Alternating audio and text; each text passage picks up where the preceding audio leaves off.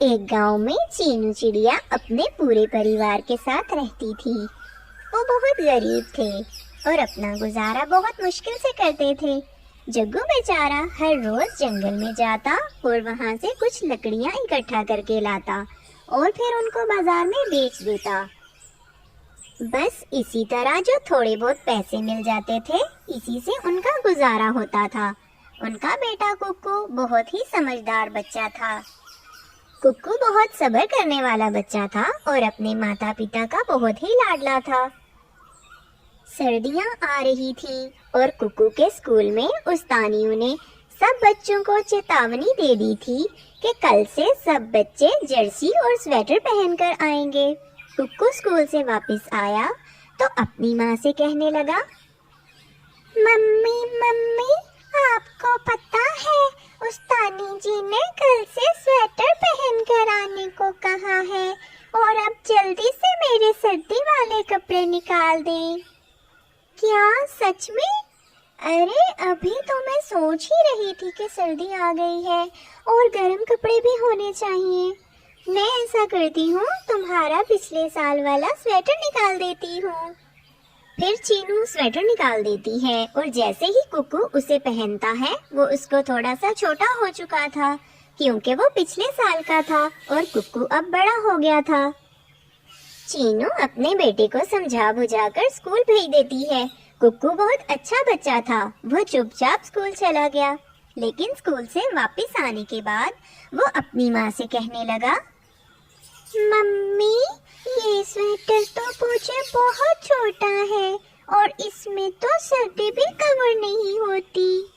مجھے اسکول میں بہت ٹھنڈ لگتی رہی آج۔ ممی آپ پاپا سے کہیں نا کہ مجھے نیا سویٹر لا دیں۔ میرے سارے دوستوں نے نئے نئے کپڑے پہن رکھے تھے اور میرے پاس یہی پرانے والا سویٹر ہے جس میں میری سردی بھی نہیں اترتی۔ اوہو میرا بیٹا، آپ کو پتا ہے نا ہمارے حالات اتنے اچھے نہیں ہیں۔ آپ اچھے بچے ہو نا، ابھی میرا بیٹا کچھ دن گزارا کر لو، لیکن جیسے ہی میرے پاس پیسے ہوں گے میں وعدہ ہے کہ میں سب سے پہلے آپ کو سویٹر ہی لے کے دوں گی۔ ککو بیچارہ مان گیا اور اسی طرح روز اسکول جانے لگا۔ چینو کو بھی احساس تھا کہ گرم کپڑے بہت ضروری ہیں، اسی لیے وہ جگو سے مشورہ کرتی ہے، جگو جی سردی بہت ہو گئی ہے، ہمیں کیسے بھی کر کے ککو کے لیے گرم کپڑے لینے ہوں گے۔ آپ کوشش کریں تاکہ ہم گرم کپڑے خرید سکیں، چاہے آپ ایک دن کچھ گھنٹے زیادہ کام کر لیں۔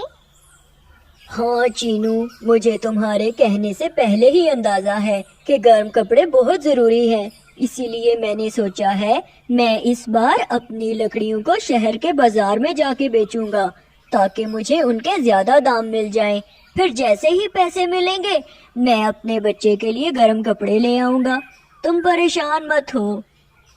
جیسے ہی جگو نے یہ سوچا تو اگلے ہی دن بارش شروع ہو گئی اور بارش کی وجہ سے سردی بہت زیادہ بڑھ گئی تھی۔ اس دن ککو اسکول گیا ہوا تھا، پھر جیسے ہی وہ گھر آیا، ممی میرا سر بہت بھاری ہو رہا ہے اور مجھے سردی بھی بہت لگ رہی ہے۔ مجھے لگ رہا ہے میری طبیعت بہت خراب ہے، پلیز میرے اوپر کمبل اڑا دیں۔ ہائے میرا بچہ، کیا ہو گیا تمہیں؟ کہیں ٹھنڈ تو نہیں لگ گئی میرے بچے کو؟ تم یہاں لیٹ جاؤ، میں تمہیں گرم گرم قہوہ بنا کر دیتی ہوں، اسے پینے سے طبیعت ٹھیک ہو جائے گی تمہاری۔ چینو بیچاری گھر پہ ہر طرح کا دوا دارو کر دیتی ہے، مگر ککو کی طبیعت دن بدن بگڑتی جا رہی تھی۔ کسی ٹوٹکے سے ککو کو آرام نہیں آیا تھا۔ پھر ایک دن وہ بہت زیادہ بے ہو گیا، یہاں تک کہ وہ بے ہوش ہو گیا۔ اس کی حالت دیکھ کر چینو بھی ہمت چھوڑ دیتی ہے۔ جگو جی، ہائے جگو جی یہاں آئے، دیکھیں نا کیا ہو گیا میرے ککو کو، یہ تو بے ہوش ہو گیا ہے، اس کو ہسپتال لے کے جانا پڑے گا، جلدی کریں پلیز، کہیں میرے بچے کو کچھ ہو نہ جائے۔ ہمت کرو چینو، اگر تم اس طرح سے ہمت چھوڑو گی تو کیسے چلے گا؟ ہم ابھی ککو کو لے کر ہسپتال جاتے ہیں۔ ہسپتال جانے پر ان کو پتہ چلتا ہے کہ ککو کو سردی لگ گئی ہے۔ جگو جی، ہم نے اپنے بچے کے ساتھ اچھا نہیں کیا۔ وہ بیچارہ تو بار بار کہہ رہا تھا کہ اس کو گرم کپڑے چاہیے، مگر ہم نے ہی اس کی پرواہ نہیں کی۔ کاش ہم اپنے بیٹے کی بات مان لیتے تو وہ ایسے بیمار نہ ہوتا۔ پتہ نہیں کتنی ٹھنڈ لگتی ہوگی ککو کو۔ اگر میرے بچے کو کچھ ہو گیا تو میں کیا کروں گی؟ میں خود کو کبھی معاف نہیں کر پاؤں گی۔ ہائے میرے اللہ جی، نہیں۔ چینو حوصلہ کرو، اللہ کو ایسی باتیں پسند نہیں ہیں۔ تم دعا کرو وہ جلدی ٹھیک ہو جائے گا۔ ہم نے اپنے بچے کا برا تھوڑی چاہا تھا، اور ویسے بھی میں تو اپنے بچے کے لیے بازار سے گرم کپڑے لانے ہی والا تھا۔ مجھے کیا پتا تھا بارش ہو جائے گی اور ہمارا بیٹا اس طرح بیمار پڑ جائے گا۔ 2 دن ہسپتال گزارنے کے بعد ککو کی طبیعت کچھ بہتر ہو گئی۔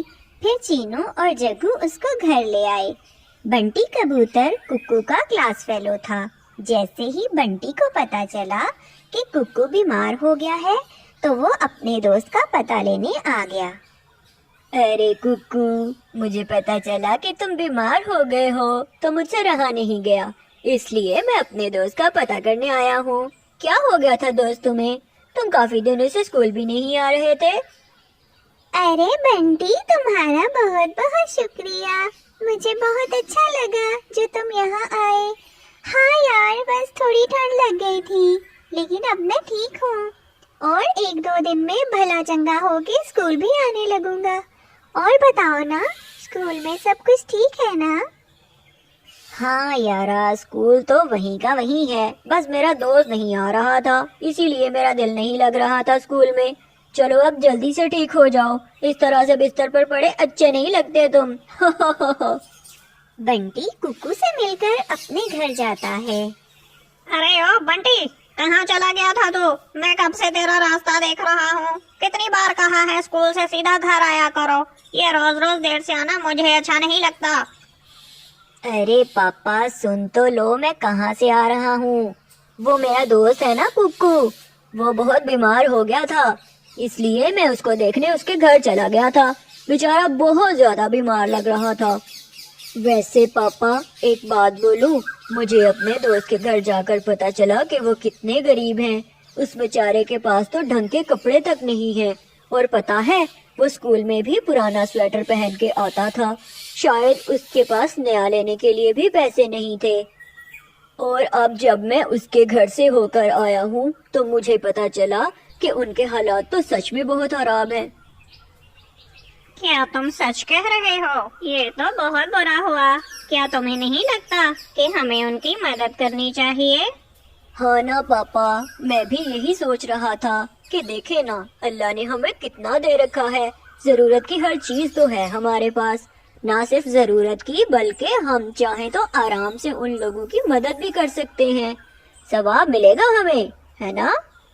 پھر گاما کبوتر بازار جا کر ککو کے لیے ڈھیر سارے گرم کپڑے خرید کر لے آتا ہے اور بنٹی کو ساتھ لے کر ککو کے گھر جاتا ہے ککو کی خیریت معلوم کرنے کے لیے۔